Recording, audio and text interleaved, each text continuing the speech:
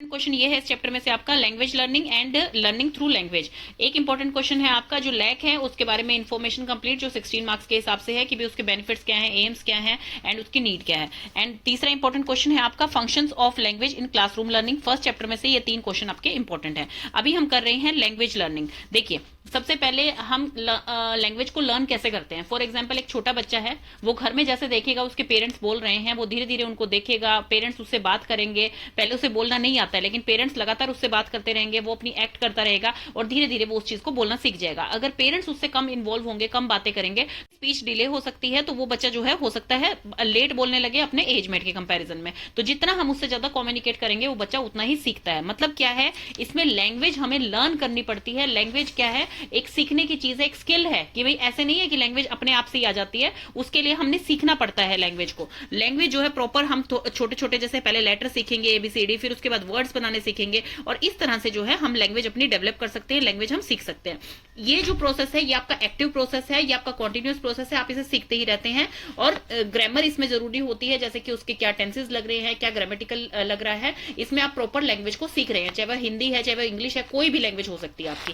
अब छोटा बच्चा क्या करता है, छोटा बच्चा उस चीज को सुनता है और फिर उसके बाद उस चीज को बोलता है कि भाई हाँ ये पेरेंट्स ने ऐसे बोला था, तो वो उस चीज को बोलता है। तो इसमें 4 स्टेप होते हैं, listening, thinking, reading and writing. ये प्रॉपर कम्युनिकेशन का वे है कि भाई प्रॉपर अपनी लैंग्वेज सीखने का वे है कि आपने सबसे पहले लैंग्वेज जो हिंदी सीख रहे हैं, इंग्लिश सीख रहे हैं, उसको सुनना, भाई किसी से भी सुना, अपने टीचर से सुन रहे हैं, अपने घर में सुन रहे हैं, फिर उसको थिंक करना स्टार्ट किया। क्योंकि जैसे आपको अगर हिंदी आती है तो आप इंग्लिश में कोई मूवी भी देख रहे हैं तो आप सबटाइटल्स को सबसे पहले उसे हिंदी में सोचते हैं, फिर उसका हिंदी में जवाब सोचते हैं और फिर आप इंग्लिश में कम्युनिकेट करके बोलते हैं।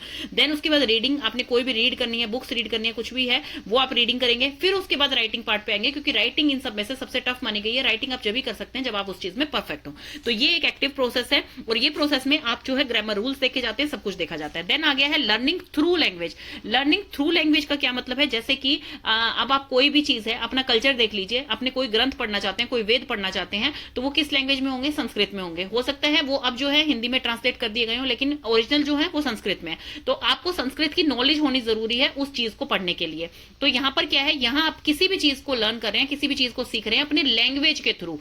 ठीक है, जो बुक जिस लैंग्वेज में लिखी होती है वो उस लैंग्वेज में आप पढ़ सकते हैं, तभी आप उस चीज को सीख सकते हैं। तो ये आपके सब्जेक्ट्स पे भी लागू होता है, किसी संस्कृति पे, कल्चर्स पे भी लागू होता है। तो ये इस तरह से लागू होता है। और जो ये लर्निंग थ्रू लैंग्वेज है ये क्या होती है, ये आपका पैसिव रोल प्ले करती है, वो एक्टिव है क्योंकि उसमें लैंग्वेज सीखनी है। लैंग्वेज एक सीखना एक अलग ही स्किल होता है। इसमें क्या है, हमें वो लैंग्वेज आती है, फिर उसके बाद हमें उसे सिंपली तौर पर जो है पढ़ना है, लिखना है और सुनना है। देन और ये क्या है, ये जो है एक नेचुरल कम्युनिकेशन का माध्यम है कि भाई आपको अगर वो लैंग्वेज आती है आप इजीली कम्युनिकेट कर सकते हैं। लेकिन आपको लैंग्वेज ही नहीं आती है जो ऊपर वाले में था, तो आपको पहले वो सीखनी पड़ेगी, अपने स्किल डेवलप करने पड़ेंगे। तो ये एक्टिव प्रोसेस है, ये पैसिव प्रोसेस है आपका। तो ये थे इन दोनों के डिफरेंस। अभी हमने कर लिया है language learning and learning through language. अब हम कर रहे हैं language learning and language acquisition. ये दोनों क्वेश्चन आपके 4 मार्क्स में आ सकते हैं, इजीली इनका डिफरेंशिएट बन सकता है।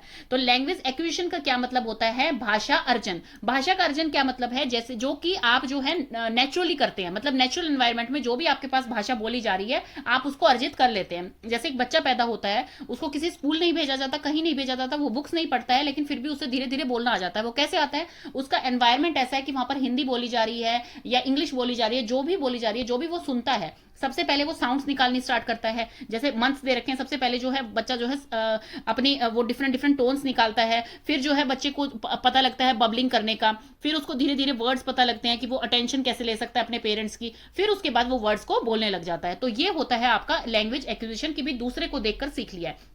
पैसिव लर्निंग है, इसमें कोई एक्टिवली रोल प्ले नहीं कर रहा है कि बच्चा जो है वो बैठा है स्पेशली कि भाई हाँ पेरेंट्स आएंगे मुझे बताएंगे इस तरह से बोलना है, इसमें ऐसी ई की मात्रा आएगी या फिर इस तरह की ग्रामर यूज करनी है, ऐसा कुछ भी नहीं है।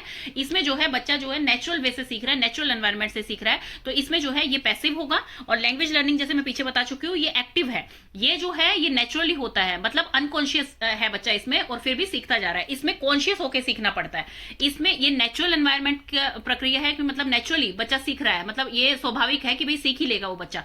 लेकिन इसमें क्या है, इसमें डेलिबरेट एफर्ट डालने पड़ेंगे बच्चे को कि वो सीखता है कि नहीं सीखता है, उसके खुद के एफर्ट से जो है वो लर्निंग कर सकता है। मतलब लैंग्वेज की लर्निंग वो अपने खुद के एफर्ट से कर सकता है। फॉर एग्जाम्पल, आप किसी को जो है टेंसेस सीखने हैं, ग्रामर सीखनी है, तो उसको एफर्ट्स तो करने पड़ेंगे, तभी तो वो चीज समझ आएगी। एक जो उसके घर में जो डेली भाषा बोली जा रही है वो अपने आप से सीख लेता है। तो इसे कहा जाता है कि ये है लैंग्वेज एक्विजिशन, जो कि आपकी नेचुरली आती है, आपके घर वालों से आप सीख लेते हैं, अपने फ्रेंड से आप सीख लेते हैं। तो ये नेचुरल प्रोसेस है कि भाई आप इसमें अनकॉन्शियसली सीखते ही जा रहे हैं, नेचुरली सीखते ही जा रहे हैं। इसमें क्या है, आपको डेलिबरेटली एफर्ट डालने पड़ेंगे, एक्टिव होना पड़ेगा, कॉन्शियस होना पड़ेगा, तब आप जो है लैंग्वेज सीख सकते हैं।